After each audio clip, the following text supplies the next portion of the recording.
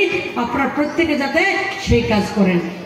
আমার যুবক ভাইয়েরা যারা রয়েছে তাদের কাছে অনুরোধ করছি, তোমরা স্বরোজগারী হও।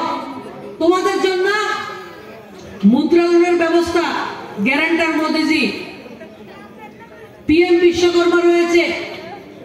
আমরা যদি নতুন ইনোভেশন করতে পারি, স্টার্টআপের ব্যবস্থা রয়েছে। ত্রিপুরা রাজ্যে এখন পর্যন্ত প্রায় আমাদের স্বীকৃত স্টার্টআপ 82টার উপরে রয়েছে। স্বীকৃত স্টার্টআপ আমাদের রয়েছে। স্টার্টআপ কি? নতুন ব্যবসা শুরু করা। এবং সরকার, প্রধানমন্ত্রী আমার যুবকদের সঙ্গে রয়েছে।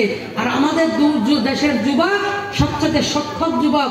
আমার যুবকরা কৃষি ব্যবস্থাতে অংশগ্রহণ করতে পারে, আমাদের যুবকরা ফল উৎপাদনে অংশগ্রহণ করতে পারে, মৎস্য উৎপাদনে অংশগ্রহণ করতে পারে, পোল্ট্রির ব্যবসা করতে পারে, ডায়েরির ব্যবসা করতে পারে।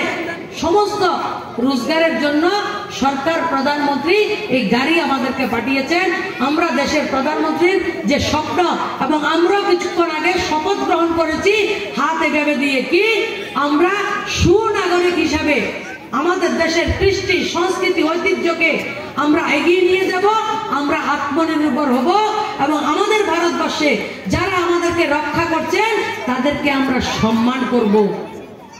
আর আমরা প্রত্যেকে যারা যারা আছি এই বিকশিত ভারত সংকল্প যাত্রার গাড়ি থেকে সমস্ত সুবিধা আমরা গ্রহণ করব। আমার ভবানীপুরের একজন মানুষ যাতে গরিব না থাকে, এটাই প্রধানমন্ত্রীজির স্বপ্ন।